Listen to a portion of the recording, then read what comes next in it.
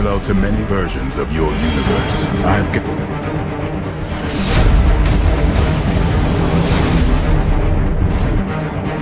Earth is swallowed by this wave.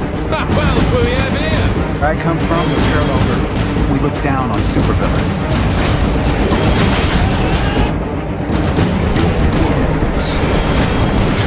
That does not look good. You got that right. It's all vanishing. Look! This is it. The threat is real. Welcome our newly formed team of heroes. The Justice League.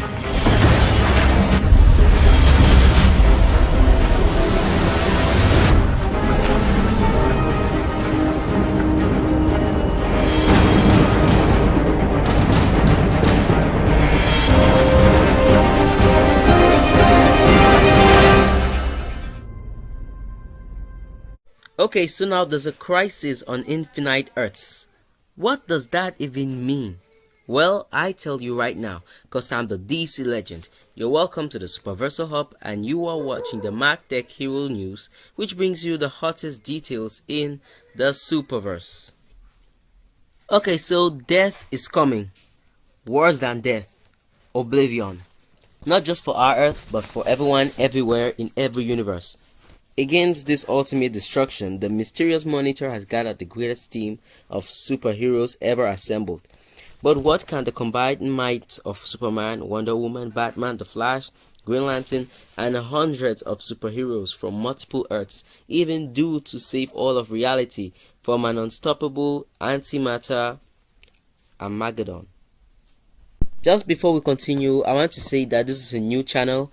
So every subscription matters, every subscriber matters. So please, if you're new to this channel, make sure to smack the subscribe button and give a thumb up, and why not comment at the end of the video.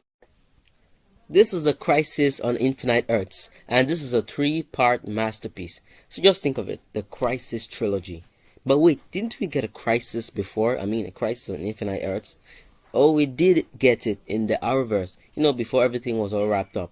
It reminds me of Zack Snyder, with everything, it seemed to have been building a similar storyline.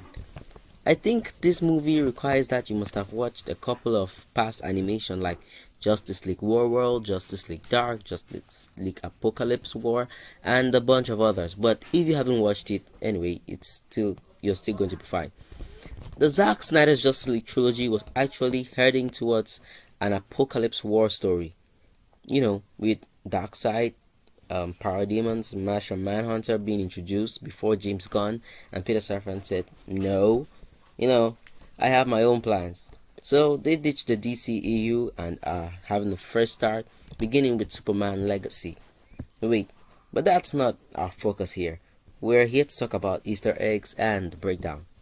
So this is part 1 of the 3-part masterpiece, and the trailer shows us this world's version of Monitor assembling all these cool superheroes from every universe so they can save their own worlds.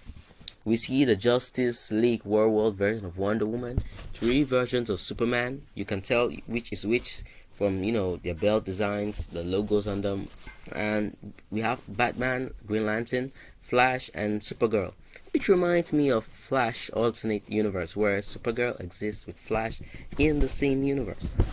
Again, it really shows that the DCEU was set to reboot initially, but with a storyline and not just the way it ended. Because before everything was wrapped up, we knew that at the ending of the movie, the movie Flash, Barry was to return in a world in which Keaton's Batman replaced Affleck's own Batman, but with a Sasha Calle Supergirl and with the regular Justice League, with Superman, Henry Cavill, and in this Earth, Clark has always known Kara, and they were the Justice League. But Gunn's plans changed the ending, but again, not our focus. So you see, shockwaves are killing everybody, some form of antimatter, but how are all these cool superheroes going to help out? I don't really know. When we talk about destruction of a verse, everyone points a finger at Barry, Yes, of course. He always has a hand in it like 95% of all the times. Since he can rewrite reality. So I think this is a universe formed after the horrible ending of the Justice League Apocalypse War.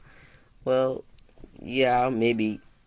But with Flash, having to create another Flashpoint to change the outcomes of what was already. So it seems like stuff started going on Barry's wedding. Like, it's so sad. I see everyone suiting up and all.